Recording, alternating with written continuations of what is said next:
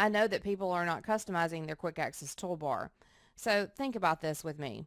Every time you need a new blank document, you're going to File, right?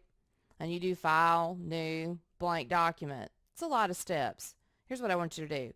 Hit the drop down by your quick access toolbar up top and just add New. And then anytime you want a new blank document, you can just click it and it'll automatically open up a blank document. You might want to go ahead and also add Open, and you should certainly have Email. This allows you to email the file you're working with as an attachment. Saves a lot of steps from having to go to your email and actually attach it. You see other options like sort ascending and descending. All those options are great. What's important to understand is that the quick access toolbar shows across the top regardless of what tab you're on.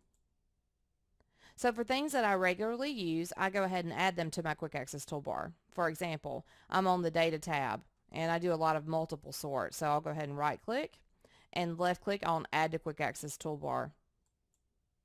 This now makes multi-sorting available to me anytime. Alright, let me go ahead and close this workbook.